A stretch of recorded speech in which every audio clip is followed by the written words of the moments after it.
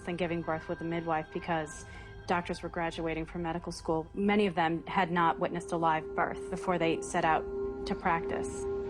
What happened was the OBGYN specialty hospitals started to sprout up, and those professionals started to multiply, and they needed a job. You know, business took over. All of a sudden, the concept of normal changed.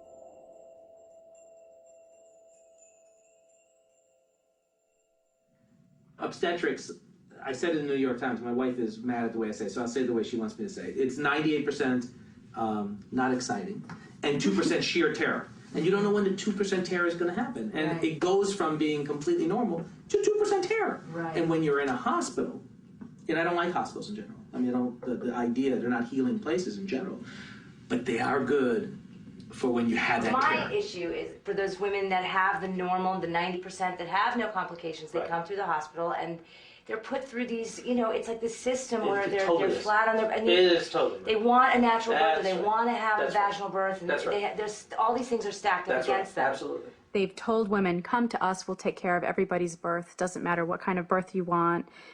We're open to anything. And then you get there and you realize, no, the hospital system is really set up one way to handle one kind of birth. And you just get put through that system. And it's a fight to try to not get put through that system. Oh, she was 2 to 390. Excellent. On Pitocin. This is Pitocin, which is the medication given through the IV that causes contractions. Room 2. Induction is doing fine. Just check that she's on PIT. How much Demerol were you going to give? Room 3 being induced. Give the equivalent of Stadol. Just make sure we're going up on the PIT. Just make sure that she's on PIT and something's happening with her induction. PIT her means to basically instructing the nurse to start Pitocin. I asked to keep upping the PIT. Probably about 90% of our patients at some point are on some type of augmentation. She's not anywhere near adequacy, so we just have to keep upping the PIT. If you're not making that change in that segment of time that we're looking for, then we're going to try to facilitate things. Maybe start PIT. So we need to up her Pitocin. PIT at 6:30. Hospitals are businesses. They want those beds filled and emptied. They don't want women hanging around in the labor room. You get this feeling at the hospital where there's like a limit to how long you can be in labor. Like, oh, it's been 12 hours, so now you need Pitocin. Oh, I did know the pressure was on, you know, as we got into like 20 hours, 21 hours. At the hospital, I had Pitocin, and then that made me itchy, so they give you something else for your itching. I knew once they gave you that Pitocin, you need the epidural. Feel better now that you have your epidural? Oh my God, yes. And then things come on really strong, so then you get an epidural. And if you're uncomfortable, we can always give you more. It was very easy for them to start doing things that we hadn't really wanted them to do, like Pitocin and whatnot, because I already had the IV in my arm. They don't really give you the option, you know. And then another epidural, because nothing was happening. You're having a contraction right now. I don't feel pain. Automatically, they were like, oh, you need an epidural. We'll get the anesthesiologist. So she's getting her epidural, then we'll put in the Foley bulb for induction. They gave me another drug called Stadol. 17 hours of Pitocin. They gave me that, and I remember that made me, I was like, what's going on? What's going on? There's something wrong. Cervidil is the end. Once Cervidil happened, any chance beyond that was gone.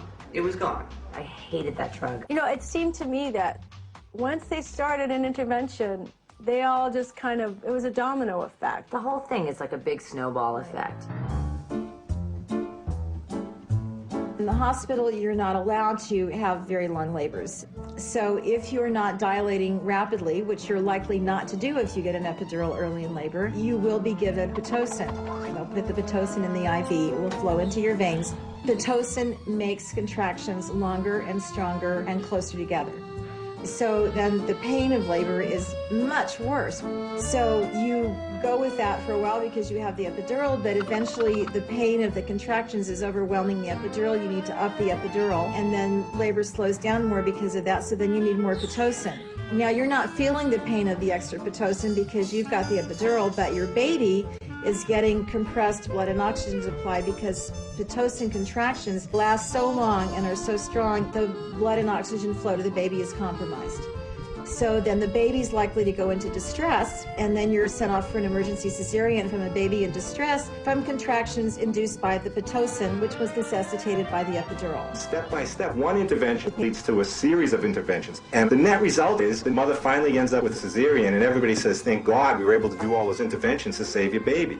The fact of the matter is, if they didn't start the cascade of interventions, none of that would have been necessary. There is clearly an association with induction of labor and cesarean delivery. People don't have the information. When you look at obstetrics in general, there's been a series of very intense interventions that physicians have been doing day in and day out to millions of women, and there's not a medically justified reason for doing those things. Even common sense. I mean, the idea of lying down with your legs up being the most comfortable or logical position to give birth, you know. The more you can move through your labor and the more you can move through contractions, they don't seem as intense. To lay still, it's like, who would want to do this? It's like, I just want to get out off this bed and move my hips. The lithotomy position is the most physiologically dysfunctional position ever invented for birth because putting the mother flat on her back literally makes the pelvis smaller, makes it much more difficult for the woman to use her stomach muscles to push, and therefore makes it much more likely that an episiotomy will be cut, or forceps will be used, or the vacuum extractor will be used. Eu tô aqui, no momento que o neném está saindo, ele não consegue, dificilmente, é praticamente impossível ele sair sozinho nessa posição. When the baby goes in the womb, she starts to birth like this, and then go like this. But when he finds a little spot here in the spine, then he needs to do like this. And that means that the mother probably is going to shake the pelvic, and that means that the baby is moving. And then he goes a little bit more, and then he needs to do it again. Para mim, eu não vou nem sentar porque eu tô com o joelho ruim. É mais ou menos nesse banquinho aqui que eu vou ficar sentado. Porque cócoras, ela tá aqui assim. A mesa de cócoras, aqui, ó. Tá aqui, ó. Desculpa. A cadeira de cócoras é essa aqui, ó. Na hora, no momento que ela está tendo a contração, ela está agachada. Então a mãe está mais ativa, né? Então isso é muito importante. A mãe está o tempo todo participando. Não parto deitado, não, ela está deitada ali. E o médico está orientando. Faz força!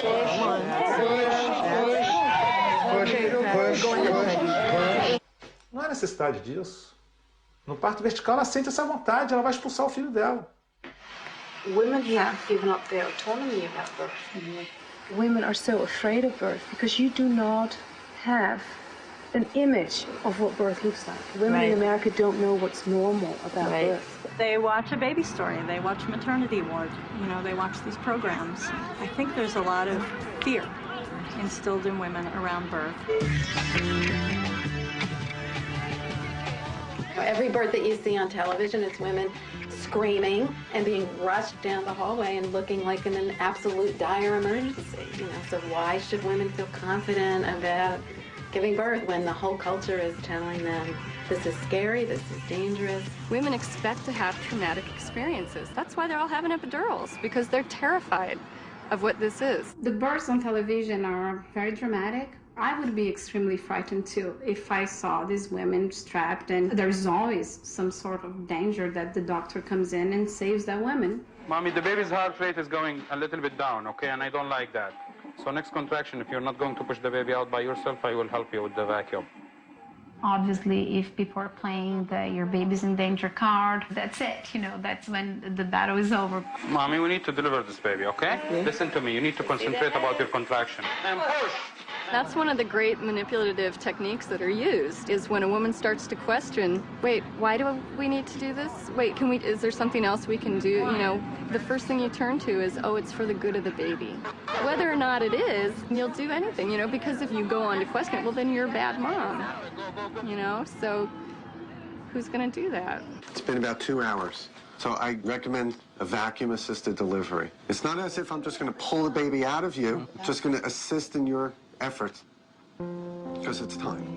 You get a one-sided story, and it's very easy to convince a woman to have this procedure, that procedure, especially because there's a huge power disparity. What is the risk to the baby? Minimal. So if you're in labor and the doctor says, wow, I think we need to do X, you're going to say, yeah, we better do X. The doctor may think he's offering you an option, but you hear the expert advising you to do something.